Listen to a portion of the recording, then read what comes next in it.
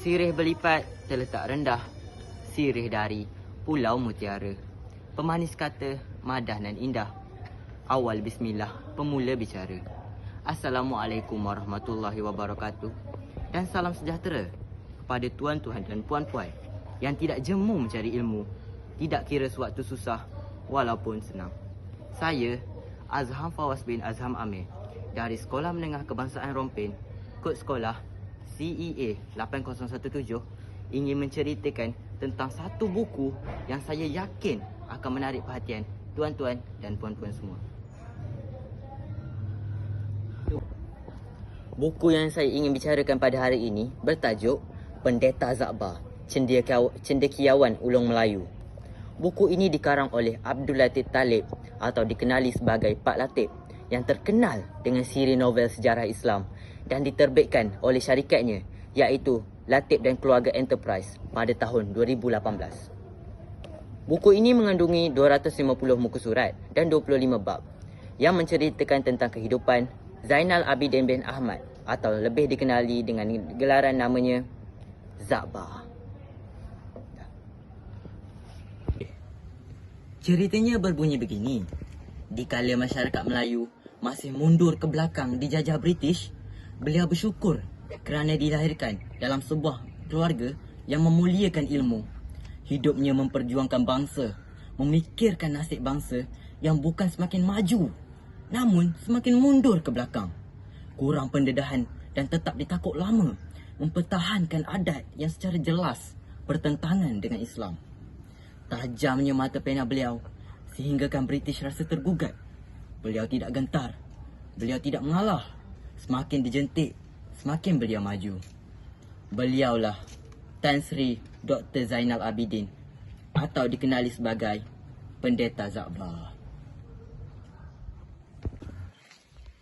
Baginya, ilmu harus dimanfaatkan untuk masyarakat. Manusia yang terbaik adalah manusia yang memberi manfaat kepada orang lain. Sungguh mulia kata-kata beliau, sehingga pada akhir hayat beliau, beliau terus mengejar ilmu tanpa menghiraukan cabaran yang mendatang.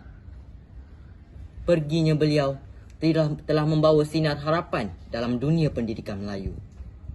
Beliaulah pelita yang mengerdip dalam kegelapan kemiskinan dunia pendidikan Melayu. Sungguh-sungguhnya harimau mati meninggalkan belang, matinya beliau meninggalkan buku. Kenangan dan semangat perjuangan yang akan terus memerangi kegelapan. Tujuan saya memilih buku ini supaya kita dapat melihat betapa gah dan masyurnya tokoh Melayu kita yang menentang penjajah British tanpa memiliki sebarang perasaan takut di dada. Buku ini juga mempamerkan sifat orang Melayu yang sanggup mengorbankan maruah diri dan negara semata-mata untuk wang ringgit daripada kerajaan British. Tambahan itu, terdapat juga masyarakat Melayu yang masih berpegang dengan adat pepatih yang sememangnya karut. Ini menyebabkan mereka senang ditipu oleh pihak musuh. Nak ditambah lagi dengan sifat keras kepala dan angkuh yang menutup telinga kerana tidak mahu menerima ajaran Islam yang betul.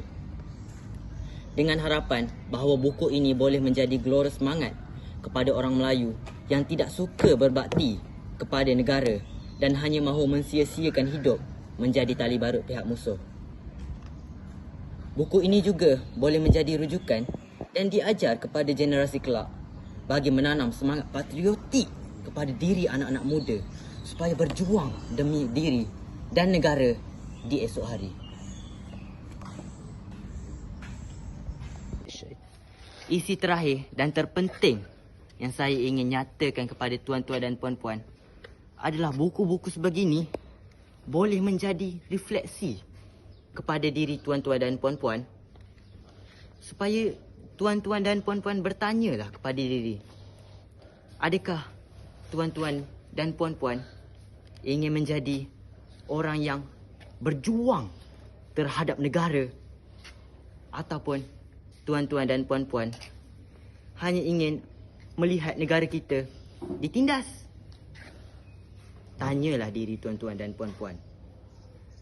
Dengan itu, tamatlah resensi buku saya. Saya, Azham Fawaz bin Azham Amir, ingin menutup tirai. Assalamualaikum dan semoga kita bertemu lagi.